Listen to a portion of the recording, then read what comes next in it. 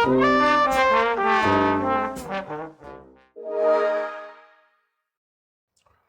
to Train Your Dragon, the live action remake. Should it exist?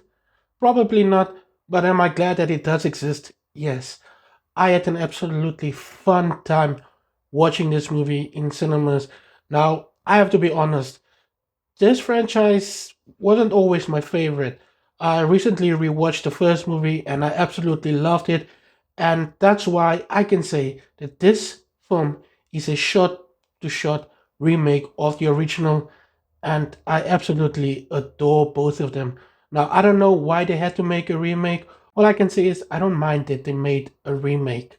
First of all, the cast. The casting was phenomenal.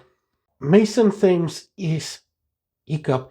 He absolutely takes on this role and he does his best with it, and it's awesome. Gerard Butler as Stoic, okay, he was in the original movie, and once again, he kills it every time he's on screen. He absolutely steals every scene. And I know people were going on about Nico Parker being Astrid, but she is fantastic. She really embodies the character traits of the original Astrid and adds something new to this version of the character. All the other actors were amazing. Nick Frost, awesome. I always love him in everything. Story wise, the story is almost exactly the same like the original. They just added a few things here and there to add more background to some characters, to give some characters more personality, and to just tell a complete story. It's about 30 minutes longer than the original, but you don't even realize the runtime is a little longer. What I can say is that if you are a fan of the original trilogy, then you're absolutely gonna love it. They brought back the director of the original film as well as the writer, who is the same guy.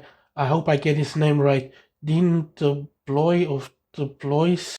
But anyway, he obviously understands the story, he understands the characters, and that's why he was the right guy to bring back to remake this movie. He also said it that DreamWorks said they were working on a remake, and he immediately said that he will do it because he didn't want anyone else to change the vision he and his directing partner originally had.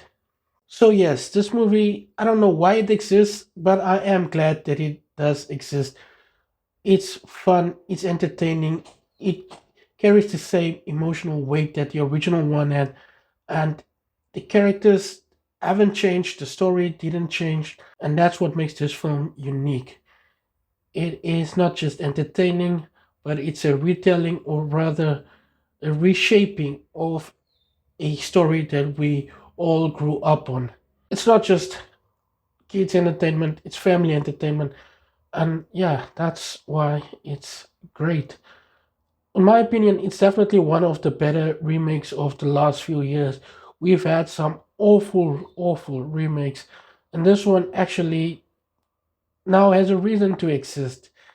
Uh, that's all I can say. I'll give it 4 out of 5 stars, mostly because they stayed truthful to the original story while also adding a few elements that adds to the story but doesn't changes the story. And it also looks amazing. It looks phenomenal. The score is fantastic. The visual style of the animated movies translated well into live action. Toothless is always adorable, and yes, everything that you loved about Toothless from the original trilogy, you will love in this movie. So hopefully we'll also get the second one. I know some people might not be happy about that, but I look forward to seeing more of the live action universe of How to Train Your Dragon, and I look forward to just being immersed in the story again.